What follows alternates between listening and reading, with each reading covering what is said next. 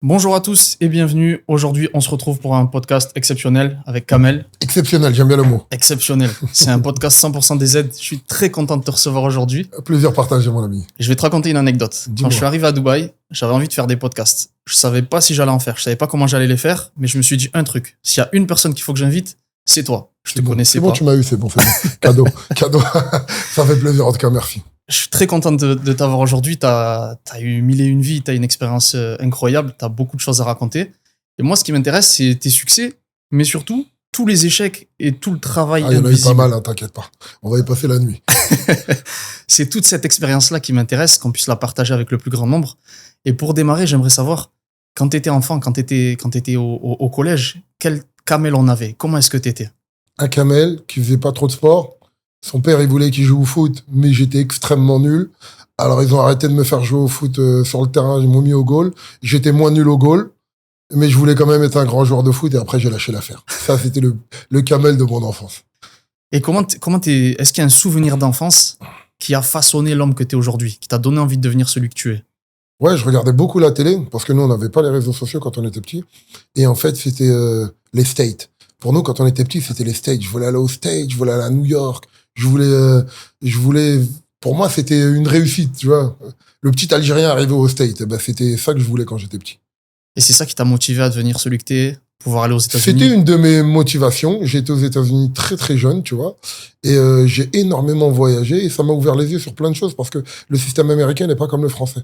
Tu vois, l'américain, tout ce qu'il fait, c'est pour devenir. T'as vu un Américain qui commence la boxe, c'est pour devenir grand champion. Un Américain qui commence le football, c'est pour. Il y a pas de je le fais pour le plaisir. Non, je le fais pour réussir. Et puis ça, j'aimais la mentalité. Ça, c'est ta mentalité.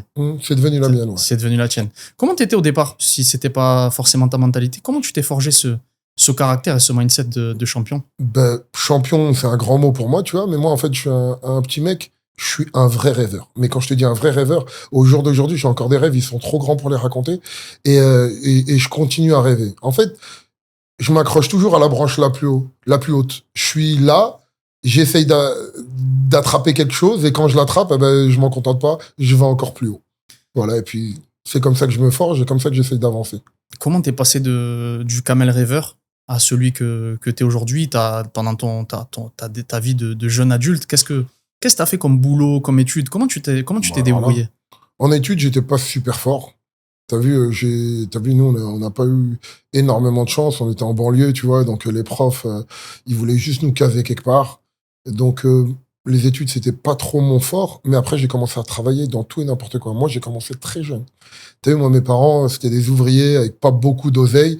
Et moi, je te dis, j'étais un grand rêveur et je rêvais déjà de luxe et de belles choses. Donc, je voulais m'acheter des choses. Et pour m'acheter des choses, il fallait de l'oseille, il fallait travailler. Donc, quand j'étais petit, j'ai commencé à travailler sur les marchés. Je me suis pointé à 5 heures du matin sur les marchés. Bonjour monsieur, vous avez besoin d'aide? Bonjour. Je me suis fait exploiter comme never. Je travaillais des 6-7 heures pour des petites... Mais j'étais content, j'avais mon petit oseille qui gonflait dans ma poche. Et vu que je travaillais un peu plus fort, avec plus de détermination que les autres, j'étais devenu le mec du marché qu'il fallait engager, tu vois. Et comme ça, petit à petit, j'ai fait mon oseille. Après, j'ai grandi, ça c'était à 12 ans. Ouais, Ah ouais. 12 ans. Ouais, 12 ans. 12, 13 ans. Après, j'ai commencé à travailler sur des marchés qui étaient un peu plus loin que chez moi. Et comme ça.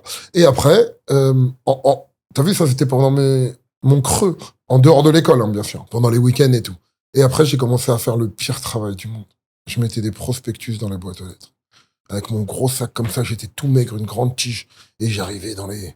Puis nous, c'était les zones pavillonnaires et je galérais. Mais il y avait plus d'oseille que sur les marchés, donc voilà. Voilà comment j'ai commencé à gagner mon premier argent. Est-ce que tu te souviens de ce que t'as fait de ta première paye? Le premier gros truc que tu t'es offert? Moi, j'aimais le basket quand j'étais petit. Et il y avait une paire de Jordan qui valait super cher. Mais quand je te dis super cher, au prix actuel, c'était une paire qui devait valoir 500 euros. Et ben, j'avais travaillé pendant 4-5 mois. Et j'ai dit à mon père, je veux m'acheter ça. Mon père m'a dit, mais t'es fou, garde ton argent. Il m'a dit, mais c'est ton oseille, t'en fais ce que tu veux. C'est lui qui m'a emmené au magasin et je me suis acheté une paire de baskets et quand je marchais avec, j'étais fier. Je te jure, parce que j'avais gagné avec mon oseille. Comment t'es passé de cette période où tu travaillais, où t'as eu très rapidement t'as très vite été dans le travail, t'as été chercher ton argent, à pouvoir faire ton premier voyage aux États-Unis, ce qui te faisait rêver quand t'étais petit? En fait, mon premier voyage aux États-Unis, il était le lendemain du 11 septembre. Ah, t'as bien Pas choisi. le lendemain, une petite semaine après.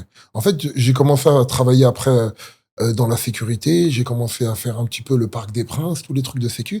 Et il y a un mec qui a eu un contrat avec Air France. Et ce mec-là, il m'appelle, il savait que je connaissais tout le monde et que j'étais un bon travailleur. Et puis dans mon métier, j'étais un petit peu pas réputé, mais on savait que j'étais un bon gars. Et quand il a eu le contrat, il lui fallait 120 mecs. Parce que à partir du 11 septembre, il n'y avait plus aucun avion Air France qui avait le droit de décoller du tarmac s'il n'y avait pas 2 agents de sécurité. Ça s'appelait SURAF, Sûreté Air France. Parce que les assurances ne couvraient pas les avions s'il n'y avait pas des agents à l'intérieur. Donc, mon premier vol, c'était un Paris-New York.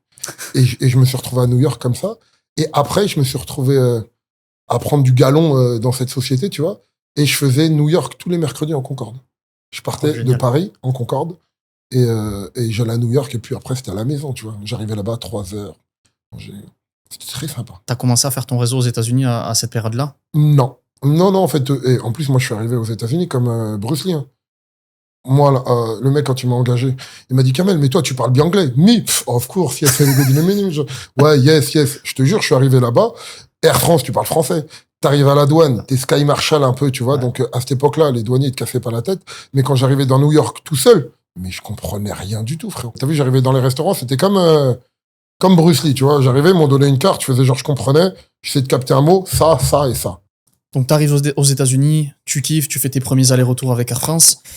Comment tu passes, parce que t'as forcément énormément évolué entre le mec que t'avais quoi là? T'avais la vingtaine? Ouais, en septembre, j'ai 25 piges. T'avais 25 ans.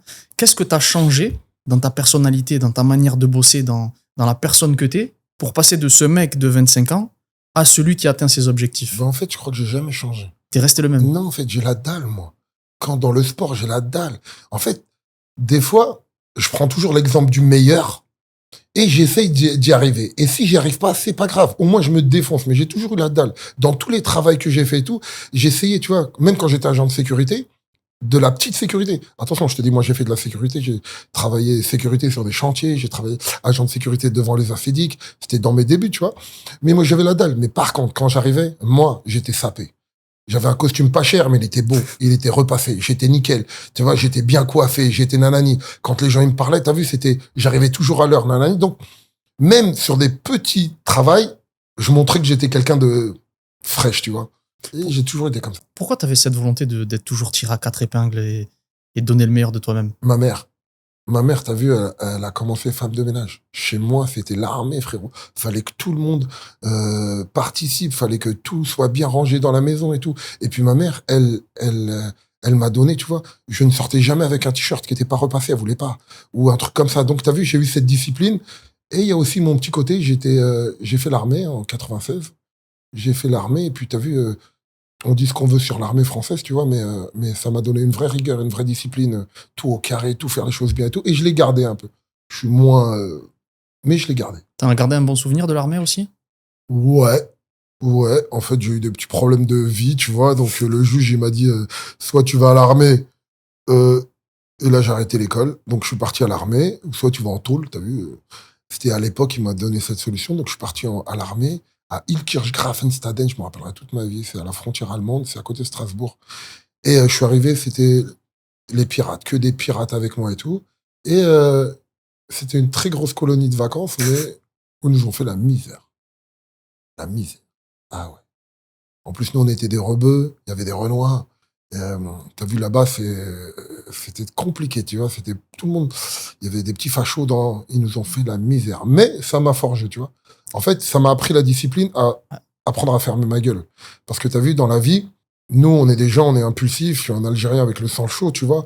Et on réplique tout le temps. Mais là, ils nous ont appris qu'il fallait fermer ta gueule, sinon, c'était crescendo et ça s'arrêtait jamais. Ça a été une bonne école de la vie. Ouais, super. J'en suis vraiment, vraiment content d'être passé par là, tu vois. T'as fait l'armée, tu me dis que tu as fait de la sécu, t'as été garde du corps, des personnalités. L'expérience à l'armée, ça t'a servi, ça, dans ton CV ou... Énormément. Énormément, parce que j'ai appris à tirer à l'armée. Après, t'as vu que j'étais un peu sportif, tu vois, j'ai fait de la boxe à l'armée. Et ça m'a énormément servi, tu vois, parce que quand t'arrivais en sécurité, t'as vu, au jour d'aujourd'hui, la sécurité, il y en a, ils font des stages et tout. Nous, je suis arrivé, je disais juste, je sors de l'armée, je suis militaire. Pour eux, j'étais Rambo, tu vois. Donc, ouais, ça m'a beaucoup aidé. Qui c'est qui te fait la première passe D pour commencer à faire la sécu de personnalité? Comment ça se passe ce changement? Alex Blanco, qui est devenu un de mes meilleurs potes après. En fait, t'as vu, je suis arrivé dans un truc, on m'a fait travailler. Il y avait une manif, une manif, et je suis parti travailler en renfort, en sécurité au siège des Acédiques. Et on est parti là-bas, il y avait des manifestants, c'était la guerre et tout, nanani. Il y avait que des Français. Moi, j'étais le seul rebeu, mais moi, ils m'ont appelé parce que j'étais le cogneur du groupe. Et en fait, il y avait quelques fachos et tout, et il y avait ce Alex. Ce Alex, t'as vu, il était pas un peu comme les autres, tu vois. Et puis, il a pris confiance, t'as vu, il avait 2-3 ans de plus que moi, lui, il était du métier, il avait déjà fait c'était un ancien keuf et tout, t'as vu, donc, il a vu que j'étais bosseur et nanani, et il a commencé à me glisser dans 2-3 petits plans quand il y avait besoin de renfort et tout, et il a vu que j'étais sérieux, et, tu vois, après, il m'a fait la passe D, et après, j'ai décollé de moi-même, tu vois. Et après, j'en ai même fait des belles passes D, ouais. Toi aussi, t'as fait des passes D par la suite? Ouais, j'en ai fait, moi, je suis très partageur. Je garde pas pour moi. Tu vois, j'ai toujours fait des passes D parce que je me dis toujours, écoute, c'est le bon Dieu qui donne, il t'a donné ça, donne si tu peux donner. Et je suis toujours resté avec cette mentalité comme au jour d'aujourd'hui, et ça m'a beaucoup aidé. Qu'est-ce que tu as remarqué de différent chez ces personnalités? Il me semble que tu as fait la sécu de milliardaires, tu as beaucoup côtoyé des milliardaires. Qu'est-ce que tu as remarqué chez ces personnes qui peut être différent du commun des mortels? Que l'oseille fait pas tout. Parce que moi, j'ai travaillé avec des mecs qui étaient milliardaires. Quand je te dis milliardaire, c'est pas le mot qu'on utilise. Ouais, il est milliardaire. Non, non, non, non. Je travaille avec des mecs qui étaient milliardaires. J'ai fait au début les Saoudiens, tu vois. On était à Cannes sur des yachts et tout. Et des fois, on est sur un yacht. Donc, sur le yacht, il y a des chefs qui font la cuisine, il y a les jet skis, il y avait tous les nouveaux trucs et tout. Putain, les mecs, ils étaient dans un salon en train de se faire chier, à jouer à la PlayStation, à regarder des trucs. Je disais, mais les gars, vous avez tout. Tous nos rêves, ils sont là, on peut aller faire du jet, on peut tout faire, viens, on va Saint-Tropez et tout. Non. En fait, et c'est vraiment un truc que j'ai appris, c'est pas l'argent que tu vas faire ou où tu vas être, c'est avec qui tu es. Et c'est ça qui fait la diff dans la vie. T'as toujours été travailleur, impliqué dans ce que tu fais, tu te donnes à fond, tu veux toujours tirer le meilleur des situations, etc. Mais est-ce que tu constates, quand tu travailles avec ces gens-là, qu'il y a une exigence qui est encore supérieure à ce que tu avais pu connaître? Il y a une exigence extrême. En fait, j'ai même travaillé, et ça, c'était pas en sécurité, j'étais avec un Russe, un oligarque, qui était très, très, très riche. Un des mecs les plus riches de Russie. Et en fait, tu n'avais le droit à aucune erreur. Aucune erreur. Et le Russe, lui-même, ne veut aucune erreur. Il paye, tu n'as le droit. Aucune erreur. En fait, même les erreurs qui ne sont pas à cause de toi, qui sont par un facteur X ou Y, tu n'as pas le droit. C'est de ta faute à toi. Et ça doit toujours être la faute de quelqu'un. Donc, j'ai passé 6 ans en Russie. À l'origine, je suis parti pour l'entraîner. On m'a fait une passe D. C'est le chanteur Seal et un mec qui s'appelle Laurent qui m'ont fait la passe D. Ils m'ont dit, ouais, il y a un Russe, il veut te rencontrer et tout. Je lui ai parlé que tu étais sportif et tout, que tu entraînais un peu des fighters et tout. Donc, je suis parti. Je suis passé une semaine de vacances à Megèvre et tout. Et je m'en rappellerai toute ma vie. J'étais dans le sauna avec lui. Et j'avais pas l'ampleur de ce mec-là qu'il était vraiment. Et moi, à cette époque-là, j'habitais à Las Vegas. Et j'étais venu à Megèvre pour passer du temps et tout avec eux. Et je me rappellerai toute ma vie. Moi, je suis parti à Vegas parce qu'il caillait trop à Paris. Et je venais de divorcer, donc je suis parti vivre ma vie là-bas. Et là, le mec, il est dans le sauna et il me dit, dans le hammam, et il me dit, Kamel, ça te dirait de venir passer quelques mois en Russie? Je le regarde et je lui dis, t'as vu que j'ai le contact très facile, je lui dis, attention, je suis très cher. Il m'a dit, c'est quoi très cher pour toi? Je lui donne mes conditions. Je lui donne des conditions qui étaient élevées quand même. L'appartement, les voitures, le nanani. Limite, je force. Je veux dormir en déplacement dans le même hôtel que toi. Je veux choisir mon appartement. Au début, tu me mets un chauffeur, nanani. Et je veux un salaire comme ça. J'ai forcé parce que je voulais pas y aller. Ouais. Écoute-moi bien. Il m'a dit, on était un jeudi, je me rappellerai toute ma vie. Il m'a dit, you can start Monday. Et moi, je pouvais plus faire marche arrière. Je lui dis, ouais. Il sort du sauna. Moi, je suis dans le sauna, je prends ma douche. Il y a les gardes du corps, ils sont là dans le chalet. Ils me disent, Kamel, we need to go, we need to go. Et je dis, comment ça, we need to go? Il m'a dit, l'avion, il t'attend. Je dis, comment ça, l'avion, il m'attend? Il m'a dit, ouais, tu dois aller chercher tes affaires à Las Vegas, tu commences lundi à Moscou. Je dis, ok, j'arrive, boum, boum, boum, je me retrouve dans un avion. Je me casse. Et toi, t'avais ta vie à Vegas? Ouais, mais avec l'argent qu'il me donnait, j'ai changé de vie. Je suis parti, c'était beaucoup d'oseille. C'était quoi ta vie à Vegas à cette époque-là? Je venais de divorcer. Et j'étais un fou de MMA. Avec mon associé, Alex, que je te parle, qui est devenu mon frère, qui était mon associé. On a fait un peu d'immobilier là-bas et je vivais un peu tranquillement. Donc, je faisais beaucoup de sport. des petits business à gauche, à droite, où je gagnais un peu d'oseille, tu vois. Mais c'était du relax. Du relax. Mais j'aimais la vie américaine, moi, tu vois. Et quand l'autre, je suis parti le voir et qu'il m'a proposé des belles conditions et tout, j'ai oublié que j'allais en Moscou, moi. Je suis parti. Je suis passé de plus 25 degrés à Vegas, c'était en hiver, à moins 20 à Moscou le premier jour où j'arrive. J'ai dit, wesh, je vais rester là 6 mois, moi. Mais après, je pensais aux conditions et tout. Et je suis resté. Et finalement, je devais rester 6 mois. Je suis resté 6 ans. Ah ouais. Ouais, T'as vraiment 6 aimé ans. la Russie. Non. Non, c'est pas Mais un t'es pays. resté 6 ans. Je suis resté 6 ans parce que le mec avec qui j'ai travaillé, c'était un mec qui était très, très dur. Il m'a appris énormément. C'était un grand businessman. J'ai commencé par l'entraîner. Et après, je suis devenu son assistant. Et après, j'étais son bras droit. Et comme on dirait, j'ai dit déjà dans un autre poste, j'étais son gars sûr. Ça veut dire, il faisait pas un voyage sans moi. Il faisait pas. J'étais le mec qui organisait tout. Il y avait les secrétaires au téléphone et tout. Mais moi, j'étais le mec du terrain qui était avec lui et tout. Jusqu'à la fin, il se baladait dans Paris avec, au lieu de 4 gardes du corps, 100 gardes du corps. C'était que avec lui. Comment t'as gagné son respect pour monter en grade à chaque fois? En fait, je vais utiliser un mot qu'on va pas aimer sur Internet. J'ai jamais donné mon cul. T'as vu, il y a beaucoup de gens, quand ils voient des gens avec de l'oseille ou du pouvoir, ils changent, ils font des courbettes, nanani. J'ai toujours été droit. Quand ils me posaient une question, je lui répondais en vrai. Quand ils me disaient ça ou ça, je répondais avec... Et j'ai jamais fait des courbettes juste pour lui faire plaisir. Et le mec, il a vraiment apprécié, tu vois. Et des fois, on avait... J'aurais pu perdre mon travail 25 fois. Parce que t'as vu, les gens ne lui répondent pas à lui. Et moi, je le regardais dans les yeux, je dis, ouais. Et ça s'est bien passé, il appréciait l'homme que j'étais. Et moi, en businessman, il était exceptionnel. Et ouais, on a accroché comme ça. Et ça t'a ouvert des portes en termes de réseau qui te servent encore aujourd'hui? En fait, moi, j'ai un problème. Je suis un DZ tête dure. Et au lieu d'utiliser tous les gens je pouvais pas utiliser quelqu'un sans lui dire, ou même quand j'ai arrêté de travailler avec quelqu'un, utiliser quelqu'un derrière lui. J'ai pas pu. Et en fait, t'as vu, j'ai beaucoup de mal à faire des courbettes, moi, tu vois, parce qu'il y a des gens pour rentrer dans des business, sont obligés de... J'ai du mal. J'ai du mal. Je peux m'adapter, je peux être truc, mais j'ai jamais donné mon derrière. Moi, l'image que j'ai de toi, de l'extérieur, c'est que t'es un caméléon. C'est que tu vas aussi bien t'en sortir et ça va super bien se passer avec un mec lambda qu'avec un milliardaire ou peu importe. Tu vas toujours rester le même, mais avec ce côté caméléon, où tu t'adaptes à tout. Je m'adapte, en fait. Parce que t'as vu, même avec ça, on va parler du russe. Je dirais pas son nom, mais je parlais du russe. En fait, lui, il m'a présenté des gens, mais où j'aurais jamais cru que je me serais assis avec eux, tu vois. Et en fait, même avec ces gens-là, je me dis toujours, c'est un homme, je suis un homme. On est pareil. T'as plus d'oseille, t'as plus de pouvoir, mais on est pareil. Donc, j'ai toujours eu la même attitude, toujours respectueux, toujours courtois et nanani, mais j'ai jamais fait de courbettes. J'ai jamais fait le mec, tu vois, qui tremble ou quoi. J'ai toujours été droit. Et ça m'a énormément aidé. Et c'est ça que les gens apprécient. Je pense, t'as vu, je vais me vanter un peu. Je pense que ma première qualité, que ce soit en amitié ou dans le travail, comme au jour d'aujourd'hui, j'ai plein de partenaires avec qui je travaille. Et en fait, l'argent ne fait pas tourner la tête. J'ai vu énormément d'argent dans ma vie et j'essaye d'être le loyal. Et je le reste. Je te jure, frérot, on m'a proposé des trucs de fou pour passer d'une personne à une autre personne et tout. Non. Moi, écoute, je t'ai donné ma parole, je t'ai regardé dans les yeux, je t'ai serré la main. Et si je dois arrêter avec toi, je vais venir te voir, je vais te regarder dans les yeux et je te dirai pourquoi. La loyauté, je pense que ça se perd au jour d'aujourd'hui. Ben justement, c'est bien que tu en parles parce que je voulais aborder ce sujet.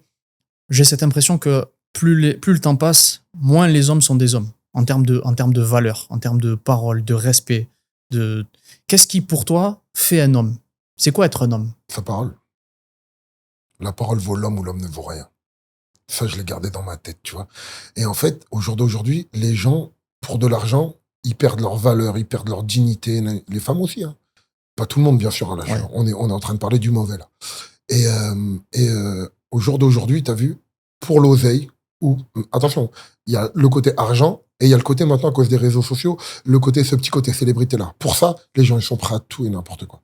Et je sais pas dans quel monde comment mes enfants vont vivre le monde, eux, plus tard, mais ça va être compliqué, je pense.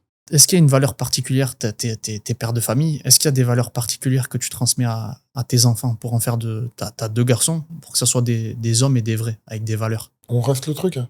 La parole. Hein. La parole, garde ta dignité, courbe jamais les chines devant personne, tu vois, sois droit, sois travailleur et honnête, et à la fin, ça réussit. Parce que tu sais quoi? Tu vas croiser beaucoup de gens dans ta vie qui vont être faux, qui vont être fourbes, qui vont essayer de t'utiliser, nanani.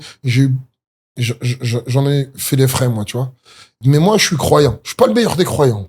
Je suis pas le plus assidu et tout dans ma religion, mais je crois en Dieu très fort et j'essaye de m'améliorer tous les jours. Et je crois vraiment que Dieu y voit.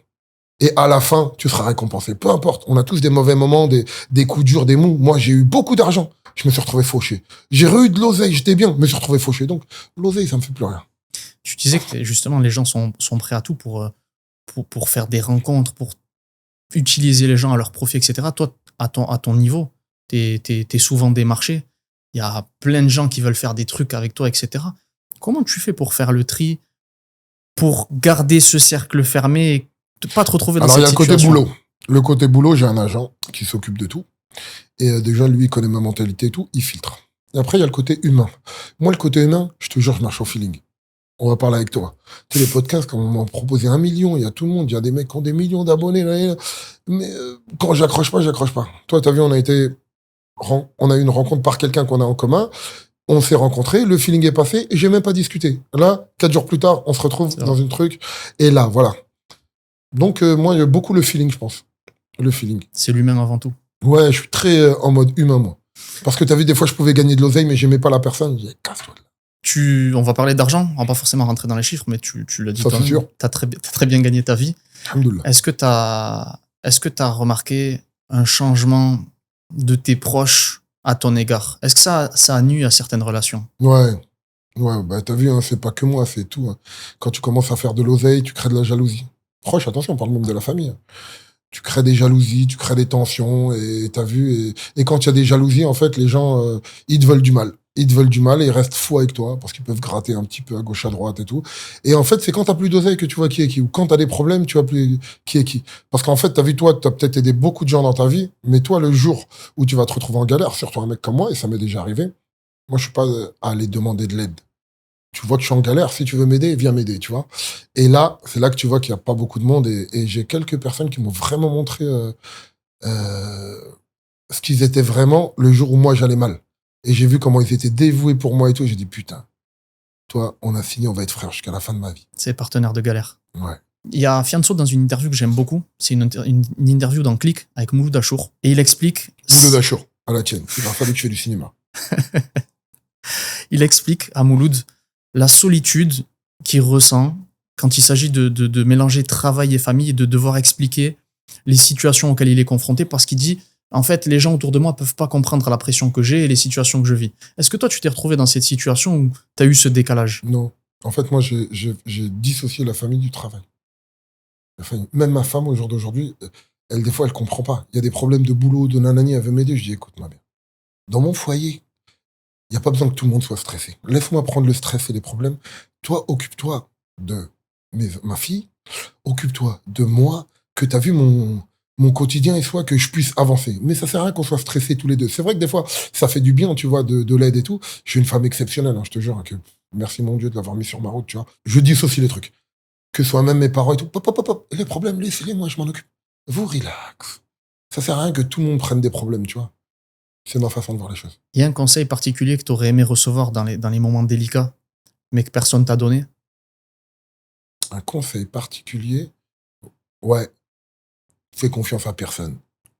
Parce que je te jure, hein, c'est dans les moments délicats aussi que des fois tu prends les plus grandes douilles. Parce que des fois que tu vas pas bien, tu veux réinvestir là-dedans et tout. Et c'est là que les gens ils voient la bête blessée et que tu te fais attaquer fort. Ouais. La confiance, faut pas la donner à n'importe qui. Et en termes de sacrifice, tu sais, aujourd'hui, on est dans une génération où les gens voient, tous les réseaux sociaux, les gens te montrent que la réussite. Tout le monde est millionnaire, tout le monde ci, tout le monde ça. Mais très peu de gens vont te montrer les sacrifices que ça demande pour atteindre ce niveau-là.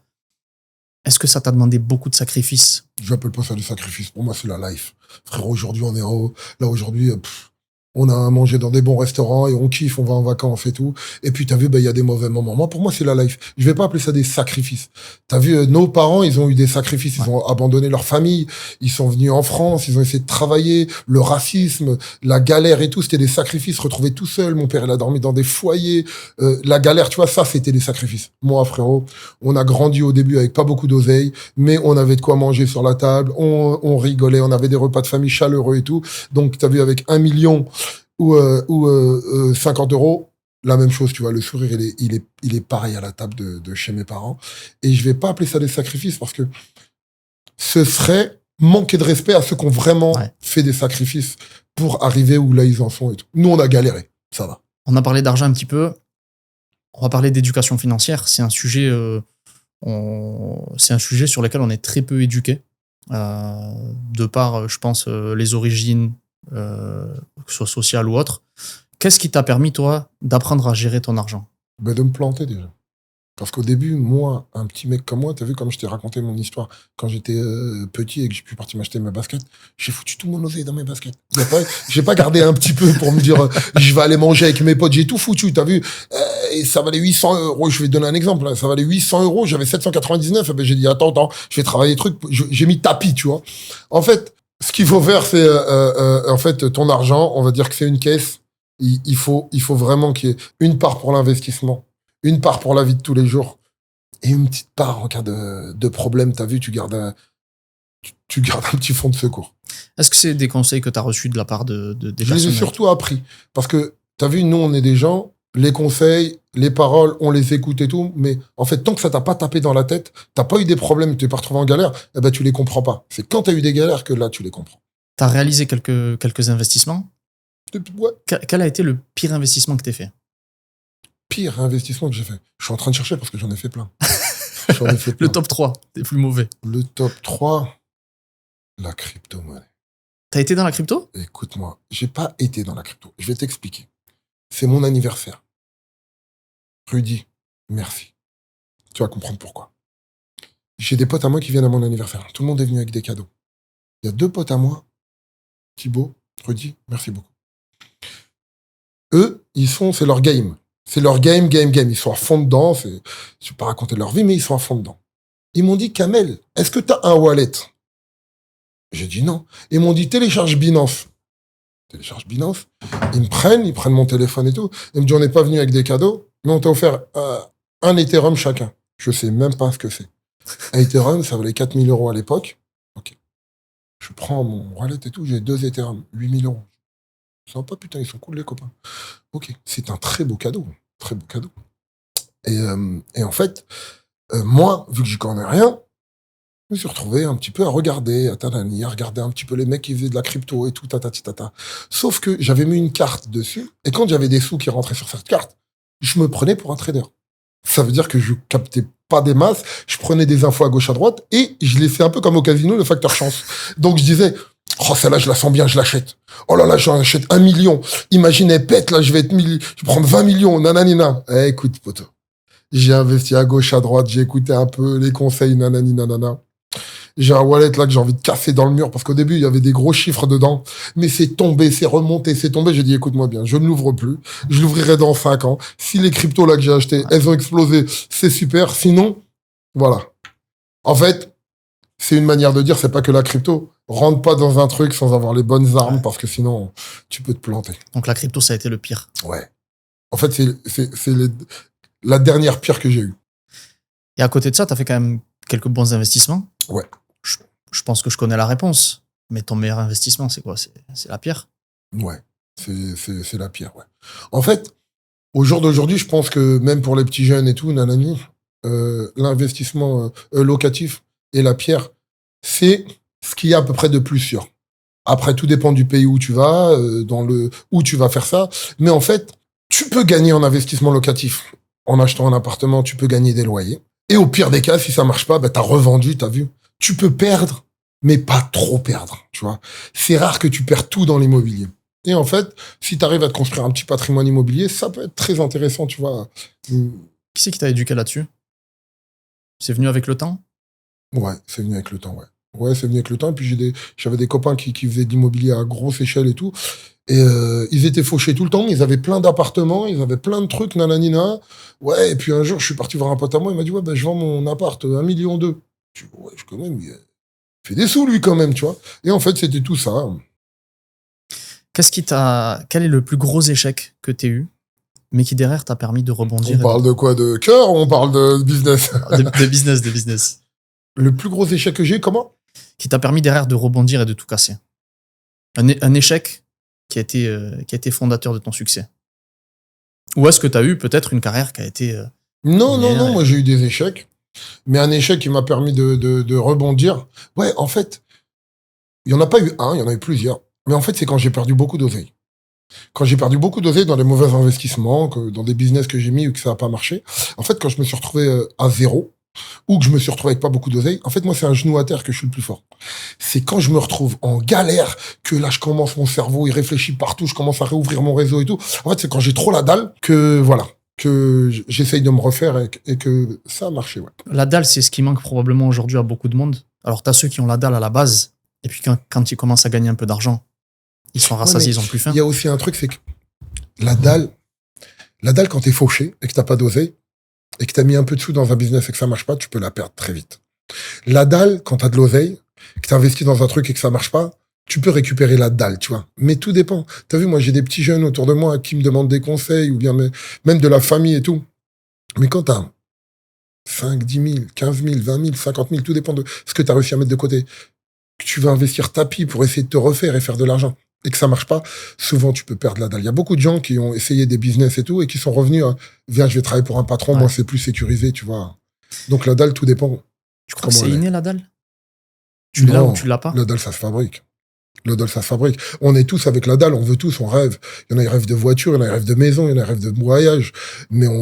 Mais au fur et à mesure de la vie, je crois que la dalle, ça se fabrique. Et puis il y a des gens, ils n'ont pas la dalle. Pourquoi? Parce qu'ils sont nés avec une cuillère en argent dans la bouche. Donc t'as moins la dalle quand papa, il paye tout et tout. Mais la dalle, je pense que ça se fabrique.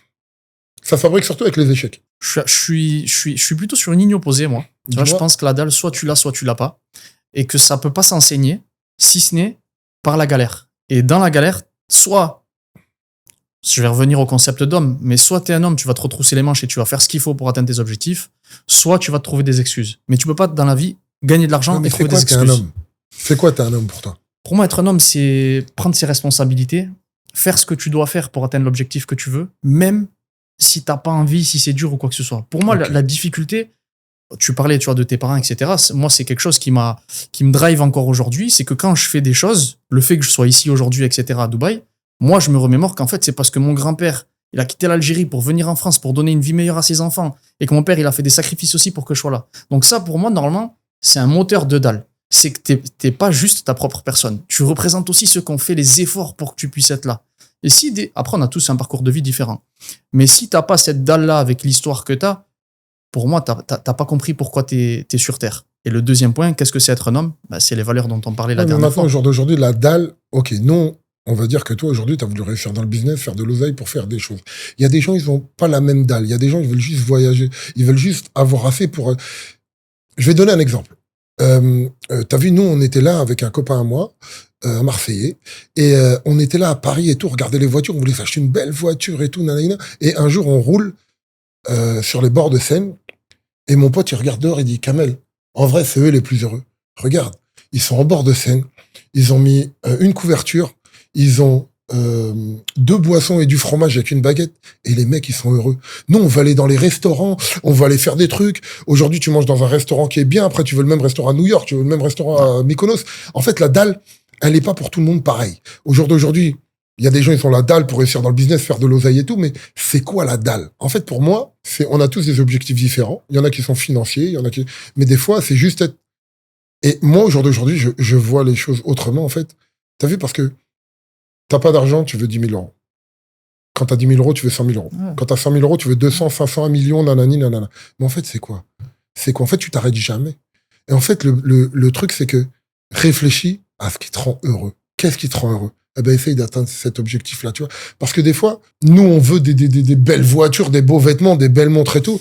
J'ai des potes à moi, ils veulent un chalet dans une montagne, ils regardent des trucs et ils sont heureux, tu vois. Chacun sa dalle, tu vois. Ah, c'est sûr que si c'est corrélé à l'argent, t'es mort. Parce que quoi qu'il arrive, t'en voudras toujours plus. Mais indirectement, c'est forcé à l'argent. Parce que c'est le monde dans lequel on vit. Exactement, mais au jour d'aujourd'hui, t'as vu, sans argent, tu peux pas faire. Rien. Parce que les rêves, ça se paye. T'as vu les gens qui croient qu'on est dans les films. Oui, non, les rêves, ça se paye. Tu veux n'importe quoi, ça se paye. Tu veux sortir dehors, ça se paye. Tu veux manger, ça se paye. Donc, faut de l'oseille pour ça. Après, il est où ton rêve? À quel niveau? Et pour conclure sur cette question, qu'est-ce qui fait un homme? T'as l'aspect subvenir aux besoins de ta famille, etc. Ça, c'est les valeurs traditionnelles, je pense, dans lesquelles on a été éduqué. Et t'as le côté, ta parole, ta droiture, le fait de pas te travestir, garder tes principes, etc. Et tu vois, toutes ces choses-là, quand je suis arrivé à Dubaï, c'est les choses qui ont le plus disparu, je trouve, sur les gens que j'ai rencontrés. Je m'attendais à trouver beaucoup de personnes avec les mêmes principes que moi. En fait, ça a été tout l'inverse. Et j'ai l'impression que la société d'aujourd'hui, elle va plus dans ça. Bah oui. C'est, je t'utilise si j'ai un intérêt. Si je peux te carotte, je te Bien carotte. sûr. Et ça s'arrête là. Si je peux te carotte en premier, je te carotte. Voilà. Si je peux t'utiliser de carotte, ça c'est la nouvelle règle aujourd'hui. Parce que vu qu'il y a beaucoup moins d'oseille, t'as vu dans certains endroits comme en France et tout, si tu peux te faire carotter, tu vas te faire carotter direct. Mais aussi, il y a aussi un truc, c'est que t'as vu, tu dis un homme. Mais en fait, on n'est pas tous pareils. Que tu sois algérien, marocain, chinois, du Guatemala, russe ou nananina, on est né avec chacun une manière d'être. Et au jour d'aujourd'hui, il y a dans la difficulté des gens qui vont arriver à se relever parce que t'as vu, ça rentre pas dans leur cœur et tout. Mais moi, je connais des mecs solides et tout, qui ont connu des difficultés, ils ont pas réussi à se relever. Pourquoi? Parce que c'était physique, c'était pas un manque de dalle, ils arrivaient pas, t'as vu? Et ils sont partis au plus facile. Le plus facile, c'est quoi? C'est d'abandonner? Non, des fois, au plus facile, c'est faire des conneries aussi, tu vois. Ok. C'est quoi l'anecdote la plus folle de ta carrière? Dans quel domaine? J'en ai plein. Dans le business, pour pas rentrer dans le perso. Dans le business, un jour, tiens, je vais te raconter une histoire fantastique. Un jour, je suis avec le Russe à New York. Le Russe, c'est moi qui m'occupais des rendez-vous et tout. Il me dit, Kamel, vire les gardes du corps. Ok, je suis costaud, mais j'étais pas son garde du corps, moi. T'as vu, c'était quelqu'un de très important. On est à New York au Baccarat Hotel. On est au milieu de Manhattan.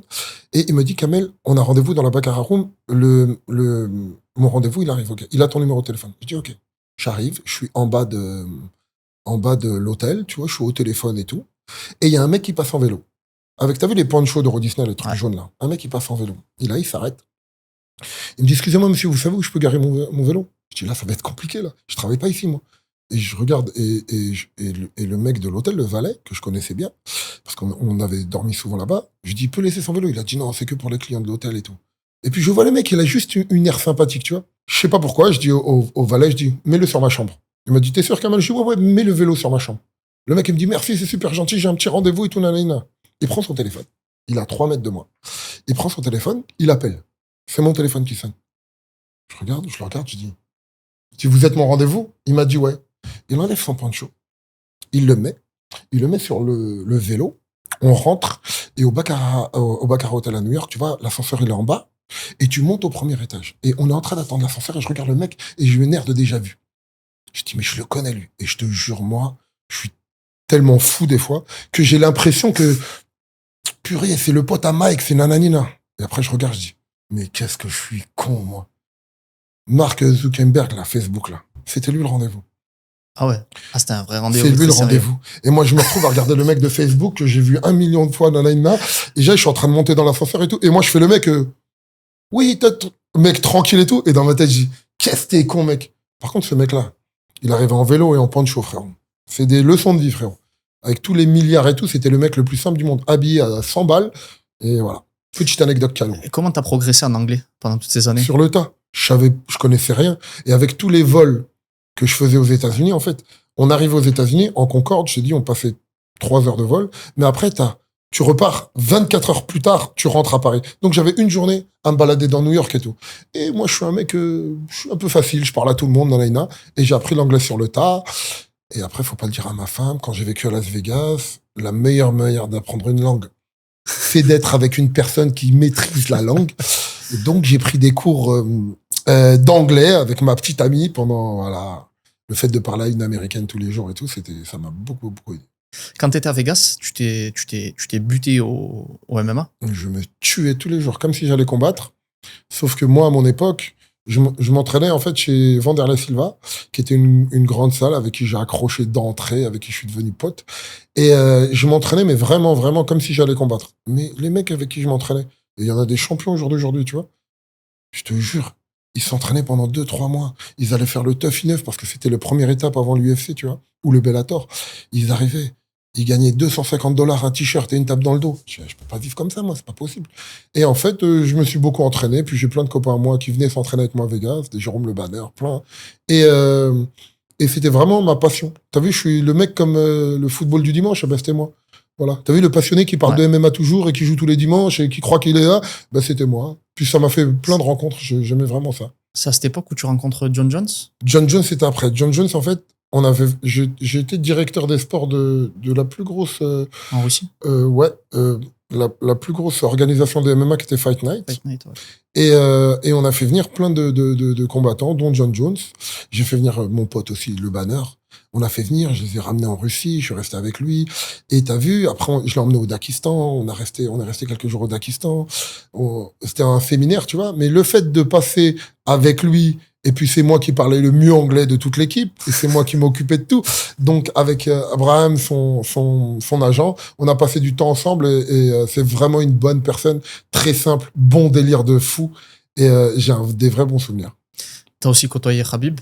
Ouais, Khabib. Je vais te poser une question très difficile. Dis-moi. Le GOAT pour toi, c'est qui? John Jones. John Jones? Mhm. Pourquoi? Frérot, John Jones.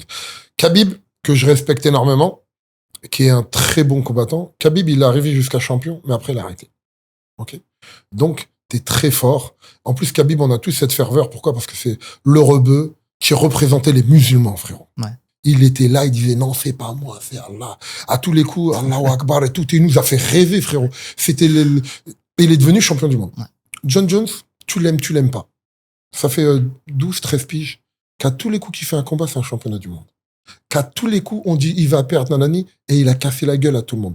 Pour moi, John Jones, le meilleur combattant MMA de tous les temps, et tu peux pas tester. Ramène-moi personne derrière, il y a John Jones et les autres. Toi qui as beaucoup pratiqué, bon, tu m'as parlé de tes blessures, etc. Si on se pose en tant que viewer de tes capacités, est-ce que tu es plus à l'aise en striking ou au sol? Striking. Parce que moi, j'ai commencé à l'armée en kickboxing parce qu'il n'y avait pas de boxe taille. Moi, je faisais de la boxe taille un petit peu à partir de 16 ans. Donc, après, je suis allé à l'armée, il n'y avait pas de boxe taille, donc j'ai fait du kick. Après, mais c'était beaucoup pied-point. Nous, le MMA, c'est venu beaucoup plus tard. Et après, il fallait faire du jiu-jitsu. Pour moi, jiu-jitsu. Et en plus, nous, à notre époque, jiu-jitsu collé comme ça, deux mecs, les fesses en l'air et tout. Oh, espèce de deux. Oh, tu te prends pour qui? On s'est compris, tu vois. Donc, c'est venu après. Et je me suis amélioré au sol, parce que j'ai commencé avec un copain à moi qui est devenu très très fort, qui avait le Gladiator Academy à Montreuil, qui est Kamel Gladiator. Et on a commencé à mort ensemble. Après, je suis parti m'entraîner à Fontenay avec mon ami Alex qui faisait du judo et qui faisait du jiu-jitsu avec kimono. Donc, je suis parti parce qu'il paraît que c'était mieux là-bas. Et j'ai finalisé à Vegas, et tous les Brésiliens là-bas. J'ai pris des sacrés dérouillés, frérot. J'ai appris à taper très vite parce que t'as vu, nous, au début, on essayait toujours de trouver une solution, on voulait pas taper et tout. Après, j'ai vite compris que dans ce sport, quand t'es verrouillé, tape, recommence. Parce que sinon, ça peut faire très mal. C'est quoi la plus grande leçon que t'as appris ce sport? Fermez ta gueule. Non, en fait, moi, t'as vu, je suis pas arrogant, mais je suis très joueur. Et je me suis retrouvé avec des grands champions qui étaient Vanderlei Silva et tout. Et j'avais cette appréhension de faire du sparring avec eux et tout. Mais en fait, je suis algérien, moi. J'arrivais, je te jure, je regardais Vanderlei, Verdum, Michael Costa, j'arrivais à la salle et tout. Je mettais les gants et je dis à qui je vais mettre une dérouille aujourd'hui. Je dis j'espère que vous avez bien dormi, que je vais vous éclater. T'as vu et tout. Et après, t'as vu, ça tapait fort des fois et tout. Mais j'ai toujours ce côté où ce qui a fait que je suis toujours en contact avec eux et que j'ai gardé des super souvenirs. C'est qui celui qui t'a le plus impressionné en sparring et qui t'a tourné? Le Banner. Parce que le Banner, je suis la génération en dessous de lui, mais c'est vraiment un mec avec qui le Banner, moi je faisais 110, 115 kilos, il faisait 120 kilos, il venait à Vegas préparer ses combats. Frérot, mais faut même pas avoir peur de ses coups de poing. Il t'envoyait sa jambe, écoute, faut se barrer. Si tu la prends, tu la contres n'importe où. Frérot, j'avais des bosses et partout. Et le dernier jour de sparring, il m'a arraché les ligaments, là, ici, là. J'ai mangé à la paille pendant 20 jours. Ouais, je crois que c'est mon plus mauvais souvenir. Donc, c'est lui qui tape le plus fort? J'ai tourné avec plein d'autres mecs qui tapaient très fort, mais c'est lui qui m'a fait le plus mal. Ouais. Merci, Jérôme. Pour finir, j'ai une dernière question. Tu sais, aujourd'hui, tu es très actif sur les réseaux, etc. C'est pas forcément quelque chose de naturel d'où on vient. Moi, le jour où j'ai commencé à faire des vidéos, c'est 2017. Et les premières réactions que j'ai eues, c'est « Ah, t'es un fou, pourquoi tu montes ta vie, tout le monde s'en tape, etc. » Toi, t'as commencé, je pense, bien avant. Comment t'as géré ce côté-là? En fait, moi, j'ai commencé sur Facebook, en fait. Au début, j'étais un petit peu populaire sur Facebook. Pourquoi? Parce que je voyageais beaucoup. Et pour un mec de la street comme moi, t'as vu New York, nananina, les voyages, garde du corps de Schwarzenegger, garde du corps de Janet Jackson, garde du corps de lui, tatati, j'étais dans des événements, je mettais des photos au Festival de Cannes ou Paparazzi. T'as vu, je me suis moussé un petit peu là-dedans. Et en fait, moi, j'ai pas peur de ça. Tu sais, moi, j'ai pas peur de me louper et je le fais vraiment naturellement. Ça veut dire que je fais mes vidéos, mais même au jour d'aujourd'hui, je ne les regarde pas. C'est comme là. Je ne vais jamais regarder ou te dire, ouais, mais ça ou quoi, ou la photo. Je m'en tape. C'est moi, je suis comme ça. C'est Kamel, en vrai. Et je pense que c'est mon naturel qui a fait qu'aujourd'hui, les gens me suivent. Je parle jamais de politique, je parle jamais C'est vrai. de faits divers et tout. Moi, c'est un Snapchat de bonne humeur. T'arrives, tu regardes, Tu kiffes. c'est de la bonne humeur, c'est un père de famille, avec mes enfants, mon sport, mes potes, mes restaurants, mes rigolades, ma femme. Et voilà. Kamel, merci beaucoup. Merci à toi. Merci pour l'invitation et Grand plaisir. Et au plaisir de t'accueillir à nouveau dans quelques mois. plaisir partagé, mon ami. Merci pour tout.